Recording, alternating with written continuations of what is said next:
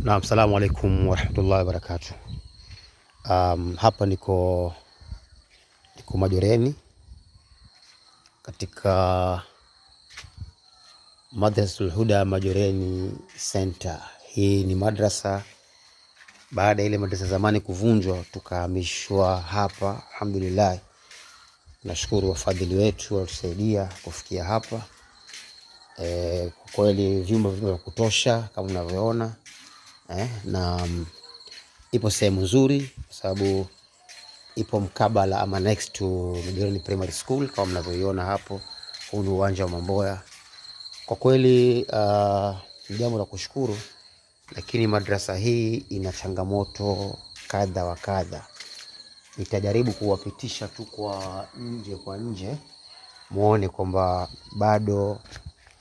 bado kuna kazi kubwa ya kufanya, na kama mnavyoona haijafanywa finishing madrasa, akisema ndio hiki hapa.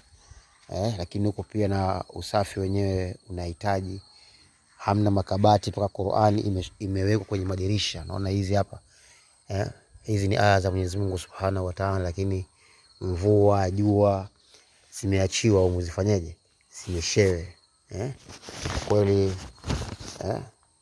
inasikitisha. Iqra bismi rabbika alladhi khalaqa khalaqal insana min 'alaq iqra wa rabbukal akram alladhi 'allama bil qalam ila akhir al-aya. Kwa hiyo zipo nyingi zimechomekwa tu humu madirishani. Kwa sababu gani? Kwa sababu sio kupenda kwao, lakini madrasa ina changamoto. Madrasa haina samani kwa maana haina furniture, haina viti. Hapo najaribu kuonyesha kupitia, labda nifungue hapa nasumbua. Sasa nifungue huku mbele, lakini kote hali ziko sawa. Nikiwaonyesha sehemu wanazokaa wanafunzi wetu, tutashikia kuangalia. Hapa ni mahali ambapo watoto wanakaa na kusoma. Misahafu imedondoshwa, na sio kupenda kwao. Wataweka wapi? Hamna kabati. Bismillahirrahmanirrahim. Hamna kabati, hamna sehemu ya kuhifadhi kitabu cha Allah Subhanahu wa Ta'ala. Kwa kweli ni hali ya kusikitisha, wala sio hali ya kucheka au ya kufikiria tofauti. Ni hali ya kusikitisha. Madrasa yetu hii tunayojua sisi sio ya kufikia hivi. Sisi wenyewe tunaweza kushikana ni chochote ni nini, tukawaangalia watoto wetu japo mabusati haya waweze kukaa sehemu nzuri, na labda mwalimu apate sehemu ya kuweka meza pale mbele, waweze kutufundishia watoto wetu inshallah. Kwa hiyo bado nawapeleka muone jinsi gani. Kwa hiyo walimu wanafanya kazi kubwa sana hapa kutufundishia watoto wetu kama mnavyoona hapo.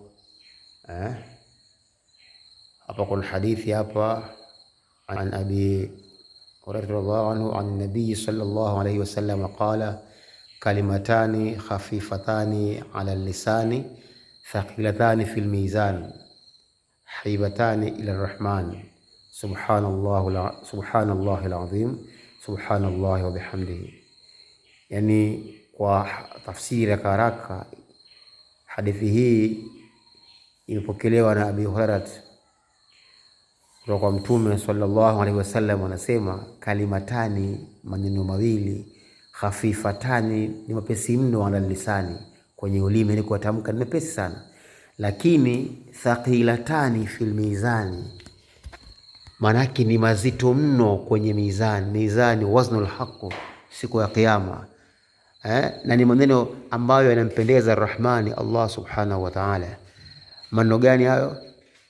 Subhanallahi wa bihamdihi, subhanallahi wa bihamdihi. Kwa hiyo ukisema subhanallahi wa bihamdihi ni rahisi kuyatamka, lakini ni mazito mno kwenye mizani, yana uzito mkubwa sana. Kwa hiyo walimu wanafundisha watoto wetu tauhidi ya hali ya juu sana kupitia hadithi ya Bwana Mtume Muhammad sallallahu alaihi wasallam, lakini pia kuna lugha, kuna akhlaq. Hapa kuna lugha, watoto wanasoma lugha. Mata safar lina lisafiri.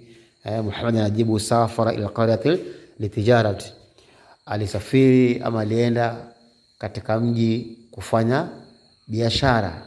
Manil ladhi safara mahu, alisafiri pamoja na nani?